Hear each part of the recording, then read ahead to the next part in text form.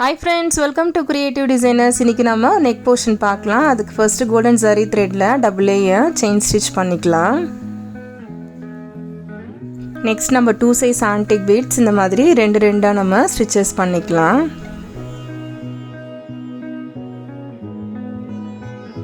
Next glue apply பண்ணிட்டு stone chain paste பண்ணிக்கலாம். dry ஆனதுக்கு அப்புறம் stitches பண்ணிக்கணும்.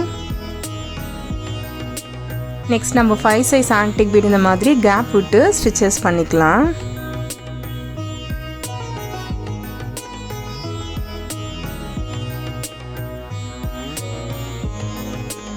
Next அந்த bead சுத்தி sugar beadsல stitches பண்ணிக்கலாம்.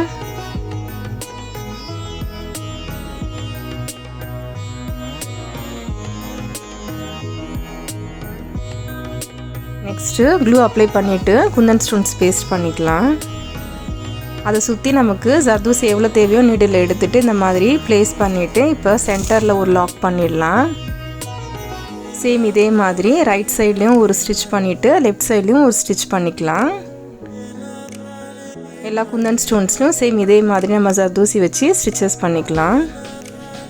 நெக்ஸ்ட் 3 பீட்ஸ் நீடில் எடுத்துட்டு இந்த மாதிரி place பண்ணிட்டு இப்போ சென்டர் பீட்ல ஒரு லாக் பண்ணிடலாம்.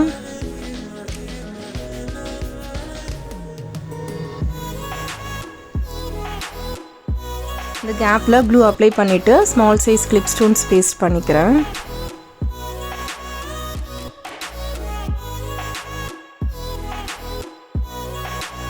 நெக்ஸ்ட் சுத்தி ரேண்டமா bead work பண்ணிக்கலாம். அதுக்கு நீடில்ல 3 bead எடுத்துட்டு இந்த மாதிரி place பண்ணிட்டு இப்போ சென்டர் beadல லாக் பண்ணிரலாம். இது நமக்கு arc shapeல கிடைக்கும்.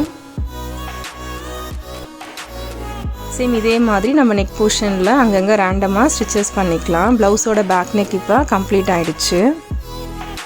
ப்ளவுஸோட front neck portion back neckல பண்ண சேம் அதே work. ப்ளவுஸோட ஓவரால் வியூஸ் பாருங்க.